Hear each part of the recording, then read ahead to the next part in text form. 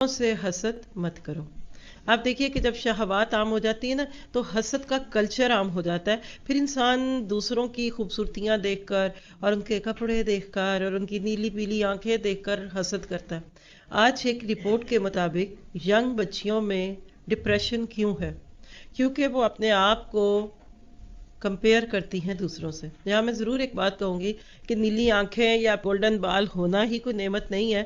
کیا پتا کہ اگر اتنا حسن ہوتا اور کسی بل بورڈ پہ ہماری تصویر لگی ہوتی تو کیا فائدہ اس حسن کا؟ اور خاص طور پہ آج کے بل بورڈ ہماری پروفائلز ہیں۔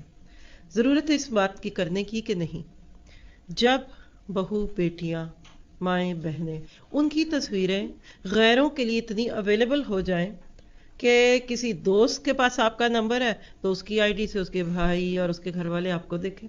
کیوں بھائی؟ پہلے دور میں لوگ کہتے تھے کہ جو چیز بیچنی ہوتی ہے نا اس کو سجاؤ۔ گھر میں تصویریں ٹانکی جاتی تھی، پھر بھی لوگ اس کمرے میں دوستوں کو نہیں لاتے تھے جہاں تصویریں ہوتی تھی۔ اس کے اوپر بھی ذرا غور کیجیے۔ چلیے یہ بھی ظلم تو تھا ہی، پھر وہ تصویریں ڈمی کیمروں کے ساتھ، وہ آنکھیں نیلی، بال پیلے، گڈیاں اور پٹولے بن کے، اور جب آپ وہ کرسٹل ڈالز بن کے اپنی تصویریں لگاتی ہیں، کتنے مرتے ہوں گے اور کتنے گھر ٹوٹتے ہیں جو اس آئی ڈی کو دے کر رشتہ بھیجتے ہیں اور اصل اگلے دن پتہ چل جاتا ہے کہ شکل تو ایسی نہیں تھی۔ سحر کا شکار ہیں ہم۔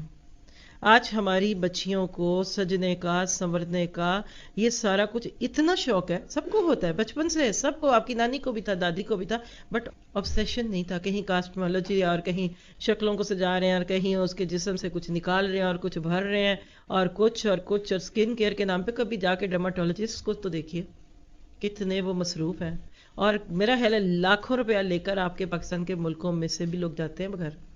ایک عورت جا کے 20-25 ہزار کا ایک فیشیل کراتی ہے، کہیں اس کو ہائیڈرا فیشیل چاہیے تو کہیں فوٹو فیشیل چاہیے تو کہیں بلیچنگ چاہیے تو کہیں وائٹننگ چاہیے۔ ٹھیک ہے، سجیے سنوریے، لیکن آپ اس کی وجہ سے اب شادیاں نہ کریں، پھر رشتے نہیں ہوتے۔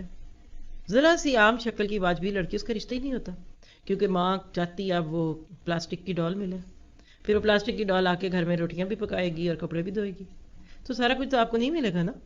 یہاں سے میں صرف آپ کو اشارے اس لیے دے رہی ہوں کہ ایک سوچ کے بدلنے سے ہمارے معاشرے میں کتنے مسئلے ہو گئے۔ کبھی آج تک آپ نے پلاسٹک کی گڑیوں سے گھر چلتے دیکھے؟ وہی چیز خوبصورت ہوتی ہے جو اچھی لگے، جو اچھے کام کرے۔ تو لہٰذا اللہ تعالیٰ کی اس بات کو سنیے، وَلَا تَتَمَنَّوْا مَا فَضَّلَ اللَّهُ بِهِ بَعْضَكُمْ عَلَىٰ بَعْضٍ، اور اس چیز کی آرزو نہ کرو جس کے باعث اللہ تعالیٰ نے تم میں سے بعض کو بعض پر بزرگی دی ہے۔ مردوں کا اس میں حصہ ہے جو انہوں نے کمایا، اور عورتوں کے لیے اس میں حصہ ہے جو انہوں نے کمایا، اور اللہ تعالیٰ سے اس کا فضل مانگو، یقیناً اللہ تعالیٰ ہر چیز کا جاننے والا ہے۔ کیا پتہ چلا کہ ایک دوسرے کے پیچھے نہ چلو۔ اللہ نے جو تمہیں دیا ہے، اللہ نے ہر بندے کو اس کی اوقات میں رکھا ہے۔ اس اوقات سے اللہ باہر رکھتا تو نہ جانے انسان کیا کر دیتا۔